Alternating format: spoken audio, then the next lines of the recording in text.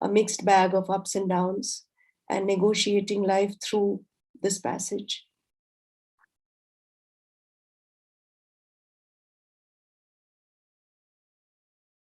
Vasudha, I can't hear you. Yes, I was on mute. Mute and unmute is the most important words on Zoom calls now. Push. Okay. These have definitely been very, very long 18 months for everyone. But it's so good that, we can always get something positive out of it. And it has created opportunities. And I'm glad that, we're here because of some of those opportunities that were created. In this case, the book that we are here to discuss. Can you tell me, you did talk about in your preface a little bit that, there was an article you saw that kind of was the starting point of this book. Can you tell our audience a little bit about that? What made you want to get into this? Like, not just research this man because of the connection you had with him, but, as possibly a subject for a book. So in February 2018, there's a lot of serendipity. There's a little bit of chance which is involved in the writing of this book. In February 2018, I came across, I was given a set of diaries and letters by my grandfather. And I meant to hand it over to donate it to Nehru Memorial Library. It is at that point that I was in touch with Ashoka University, and they helped me digitize some of that stuff.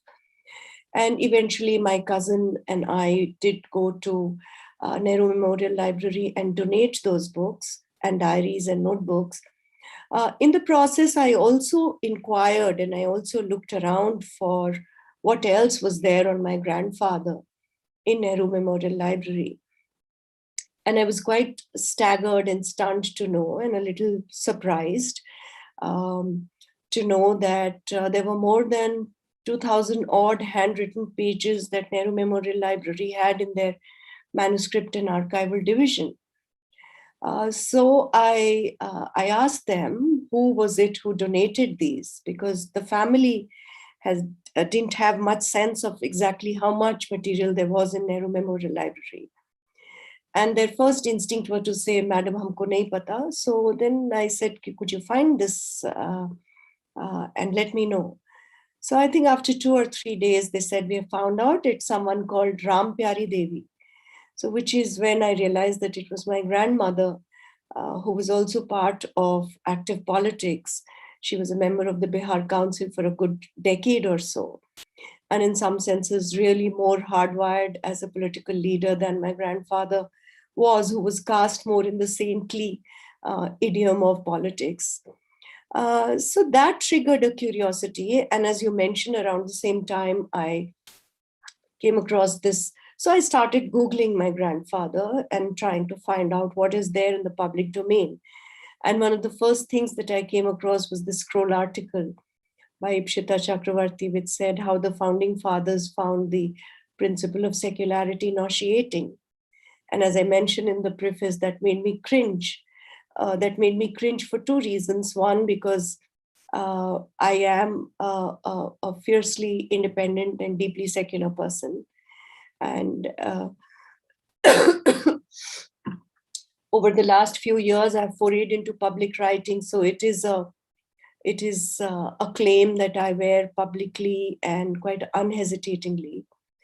So for me, that presented a conundrum as to how was I to view my grandfather. I mean, this is much before I decided to work on him. How was I to relate to this gentleman who has been allegedly found to be nauseated by the principle of secularity? And that triggered an interest. And that is how I began trying to know more about my grandfather. And the more I read up on him, read up on stuff by him, I realized that, binary questions are seldom helpful, and they only reinforce the binaries into which much of our nationalist history is trapped into. So I wanted to reframe those questions. I wanted to reframe the questions on secularism, on democracy, on nationalism, and the role of some of the founding fathers. in it. So that's how I began my journey, Vasudha.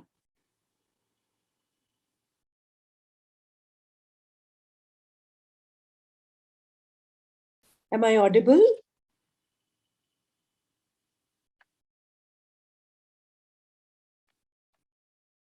Hi, can you hear me? One of the things I really enjoyed about I can hear you. Can you hear me? Yes, only now. Yeah. Okay. Say, yes. Thank you, JP Vahuja, for letting. So one of the things I really enjoyed about your book was how you were talking about how language, I mean, indirectly talking about how language is being used, and how definitions of words do change. And you also mentioned that with this obscenity charge, for example, that he was charged with at some point because it meant something else, titles and these words, because the definitions do change over time, and the way we ask questions will, change the way we kind of see history and we see the person who is shaping them. But was this something that you were actively thinking about when you were writing, that we need to definitely be a little bit more critical and talk about the language we use when we are talking about history and about nationalism and all these concepts? Or was this something that just seemed like a natural part of the conversation?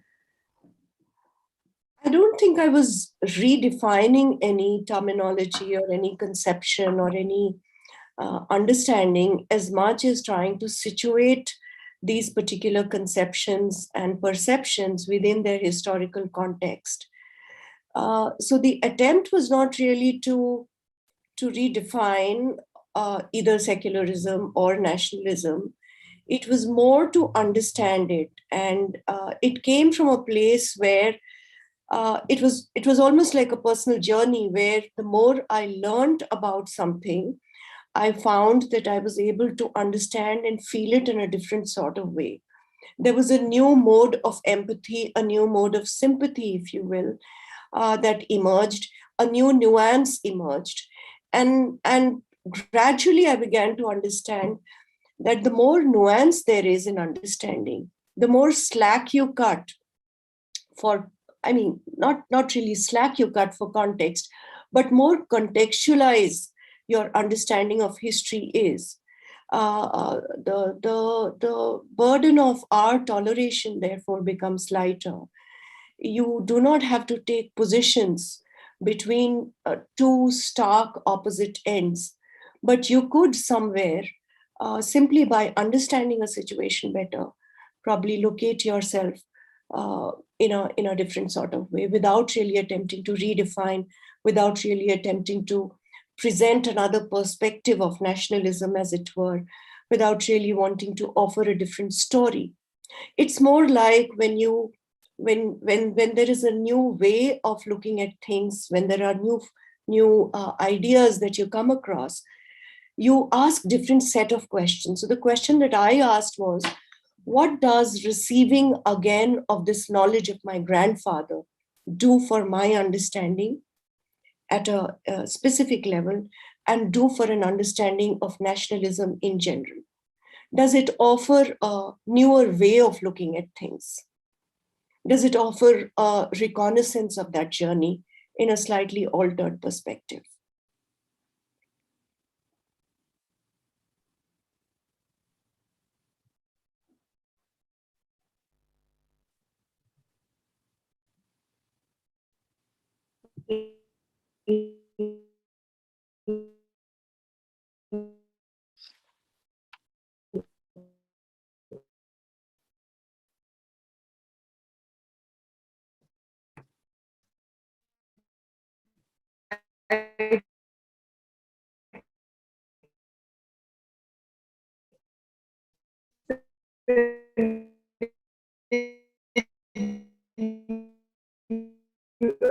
Send you a message directly on chat also.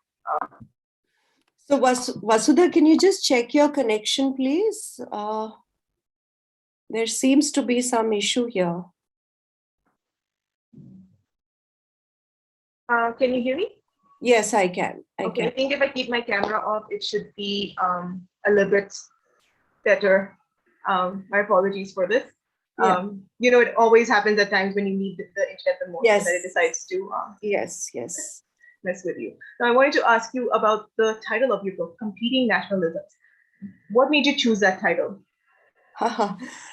That's another story actually. So earlier the book was called, I mean, in my head, it was called An Inheritance of Contradictions, because that is the first thing that emerged out of studying my out of traveling with my grandfather on his nationalist journey. But I thought it is too it portrays the entire thing of what I was trying to suggest a little more negatively than I would have thought. Plus, here I was attempting to reinstate my grandfather's place in history. So I thought maybe the connotations of Inheritance of Contradictions are a bit negative. And during the course of my conversations with Professor Nirja Jayal, with my husband Jaideep Ahuja, he's the one who actually came up with this title. And it fitted perfectly because we are talking of different, very often in the epithet or in the category of Indian nationalism, we tend to lose uh, the different competing forms that are uh, in contradiction with each other, in conflict with each other. Hence the preference for competing nationalisms, because these are contradictions, conflicts, various modes that are embedded in our consciousness as much as in our history. And even as you look at contemporary politics, you will realize that these various modes are at play even now. So, which mode or which competing nationalism in singular gets to rule the day depends on the kind of political forces and the kind of politics that comes to bring it forward. That is why I thought the title of Competing Nationalism was as true of those times as it is of today, and it reflected perfectly and very cogently the idea of multiple competing modes of nationalism within, so to say, the womb of Indian nationalism. Yes, and I also feel like you said, it just it encompasses what the book is about, and it's also, I felt it was very fresh for a title, because the one like you mentioned before, the inheritance of contradictions. This is something I have heard sometimes. There was my internet is there's this book called Geography of Bliss. Vasudha, we are losing you.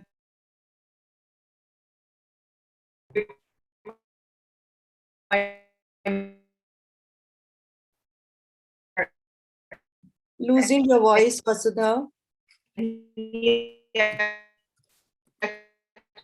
Actually has a chapter for what happiness means in every country. And for India, it's how. Let me know.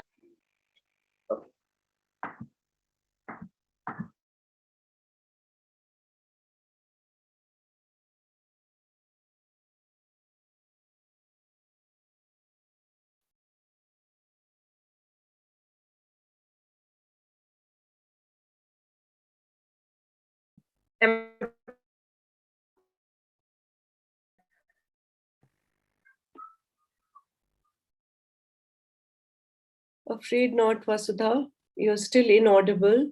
If you can hear me.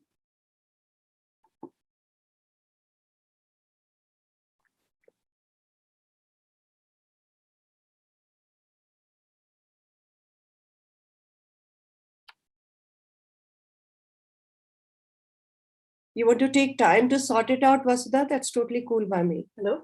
Still. Um,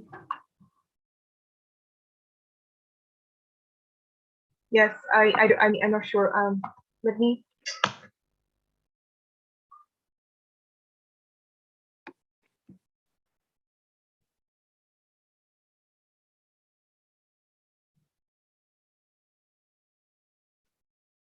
All right, can you hear me now? Still a bit garbled.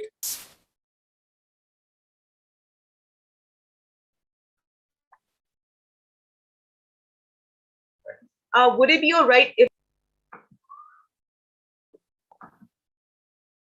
Sorry, we lost I'm you. asking? Can I send you the questions on chat on Zoom here?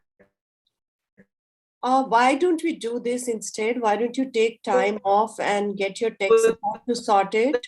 The audience can at least.